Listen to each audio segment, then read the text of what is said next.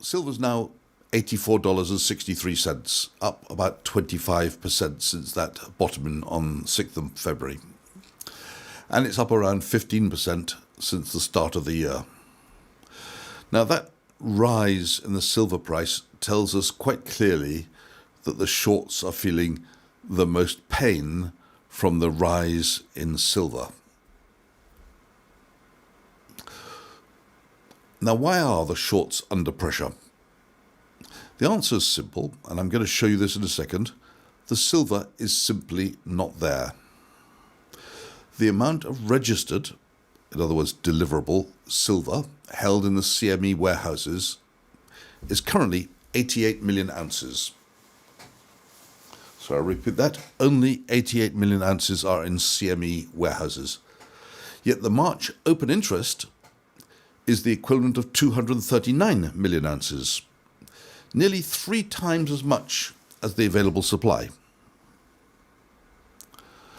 Now that number will change, and it will change downwards, but unless it goes below 80 million, there's going to be a problem, because that's all that's there at the moment, 88 million ounces.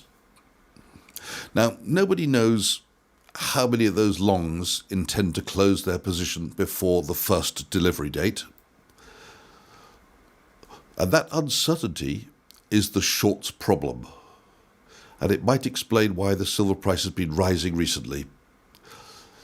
If too many longs stand for delivery, in other words, they do nothing, the shorts will be squeezed, and the silver price could explode upwards.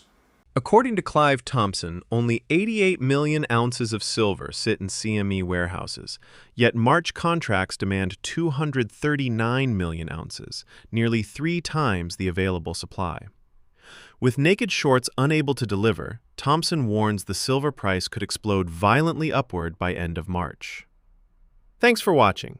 Give a thumbs up and subscribe to Fine Metals for the latest insights. If a significant number of the March contracts remain open after the first delivery day, the 2nd of March, we could see an explosive upwards movement in the silver price during March. Now let's look at the silver inventory and see how much is there. And we'll look at this chart here. What we're looking at here is the number of registered deliverable silver ounces held in CME warehouses. And the chart goes all the way back to October, when there was around 170 million ounces of silver in CME warehouses. 170 million, today it's around 88 million. So it's gone down from 170 million to around 88 million. And there's good reasons to think that this March will be at least as high as it was a year ago, of 80 million ounces. In fact, it could be much higher. So given that there won't be more than 80 million ounces, by the looks of things, in the CME on the first delivery date, the 2nd of March 2026, what's going to happen by the time we get to May? There's the big question. So let's have a look at the situation now. I'm going to look at the with the open interest. I'm looking at the same chart now. That's coming up. There we are. This is the same chart as before, with the registered deliverable silver held in the CME warehouses, but I've expanded the scale to include this green line going down, which shows the open interest for March silver. Now you can see the lines falling. That's perfectly normal. There are currently 47,847 March contracts open, which represent 239 million ounces of silver. That's nearly 3 times the registered inventory of around 88 million, or what will by that date probably be 80 million. Now, open interest always falls sharply as the first notice date approaches. That's completely normal. The interest, or the question we've got, is how far it will fall. Based on the current trend, which is the pink dashed line here, around 125 million ounces could still be outstanding for delivery on the first delivery date, March the 2nd, which would be significantly more than the projected 80 million, which might be held at that date, and significantly more than the 80 million which were actually delivered in March 2025. So if the scenario plays out as per the trend line, which looks likely, the naked shorts will have to be frantically buying back their contracts to reduce the open interest, which will be driving the silver price sharply higher. So the worst case for the shorts, and this is an unlikely event, but I'm going to tell you what it will be. In the unlikely event that the open interest barely falls, the shorts would face a catastrophic squeeze. They would need to source silver far beyond what's available, or more likely, they'd have to keep bidding up the price until the longs are willing to sell. Either way, it looks like the silver price moves explosively higher. So let's see what's been happening to silver. Here's the chart of silver. Silver closed on Friday at $84.63. Now that's well below the peak here at the end of January. That was a peak of $121.67 right at the end of January. But it's also significantly above the low, which was $64.08. And that low occurred on 6th of February, the last time the margin was increased.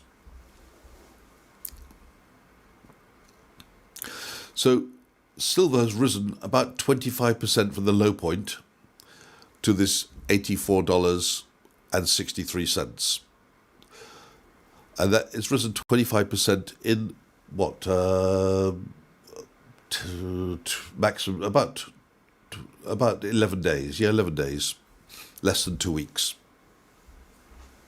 So this rise in price is telling me, and it's a strong signal, that the shorts are under pressure to close their positions because they're not sure they're going to be able to lay their hands on silver to deliver at the end of March, or on or before the end of March. Of course, many of the shorts will have silver and they'll just be delivering it and getting the cash, and they're the ones who are likely to deliver on the earliest date, the day 1, 2nd of March. But those who haven't got the silver will be hoping that the price goes down, or thinking that they can get it from some other source, perhaps by an inwards delivery from a miner or somewhere or a smelter. The first key date is Thursday, 26th of February. This is known as the first position date. And this is the last day for the longs who do not wish to take physical delivery to close or roll over their March contracts. From this date onwards, clearing firms require that any remaining long positions are only held by parties with both the cash and the infrastructure to accept delivery. So basically, speculators and any fund which doesn't want the physical silver has to be out by that date. They must be out by that date, or they're going to have the cash ready to go at any point during the month of March. The next date is Friday the 27th, after the first position date. So Friday 27th is called the first notice day. That's this Friday coming in 5 days' time. This is the first day that a short can formally notify the exchange of their intention to deliver physical silver. So if a short notifies the exchange on that date, the exchange then assigns that notice to one of the longs. Can be any long. So if you're long on that date, you might get assigned, you might not get assigned, but a lot of the shorts will give the notice on that date for assigning their silver if they've got it. So it's the short, not the long, who initiates the delivery. The long can't say, I'd like delivery tomorrow or next week or next month. The long can't say anything. It's the short who decides when to issue the notice, and as soon as the notice is issued, the next day the silver is going to be delivered. So any long who is still open on February the 27th, the first notice day,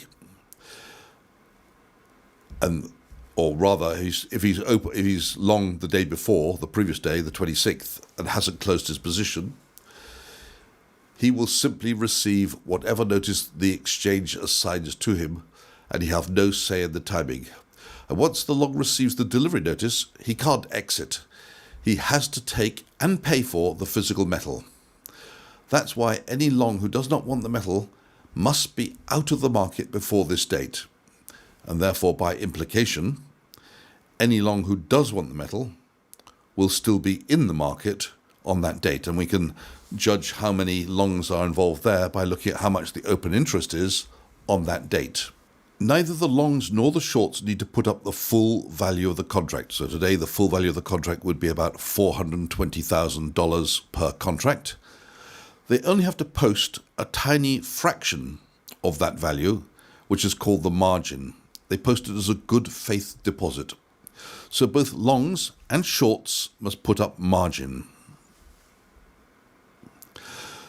The margin is actually a very powerful tool for COMEX, for the CME, to reduce the risk of a delivery squeeze. So all they have to do to force out investors from the contract to reduce the open interest is to raise the margin.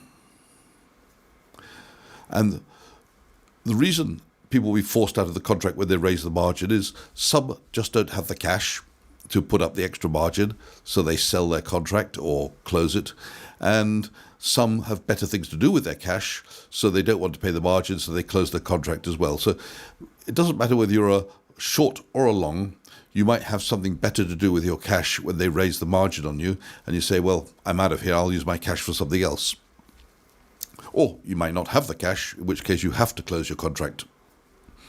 So let's talk about how the margin is evolved over recent months. Back in October, the margin was $22,000 per contract.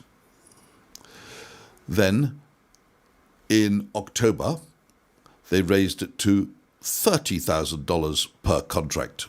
In January, they raised it not to a fixed amount, but to 9% of the contract value. That was on January the 13th. On January the 27th, they raised it to 11% of the contract value. Now, don't forget the value of silver was rising at the time, so that was more than a rise from 9% to 11% in money terms. It was quite a big rise. On January the 31st, they raised it from 11% to 15% of the total value of the contract. And on February the 6th, they raised it to 18% of the value of the contract. So the maintenance margin now, which is very roughly 18%, it's 17.5%, something like that, is $74,109 per contract, which is well over double, nearly triple what it was a few months ago. By tying up more cash, the CME is encouraging both longs and shorts to close their positions. Fewer open contracts means there's less of a delivery crunch coming in March. So what do we need to watch? What's going to happen? Well, there's many moving parts, and a great deal could change in the next 5 days. The amount of registered silver might go up or down. The trend is down at the moment. The level of demand for delivery might be higher or lower than last year. Currently, it's looking like it'll be higher. The CME could raise margins again, forcing people out of the market. They've raised it multiple times in the last few months. It's entirely possible they might decide to raise margins during the course of this coming week. We simply don't know. What we do know is this. The numbers we can see today are pointing to a potential shortage.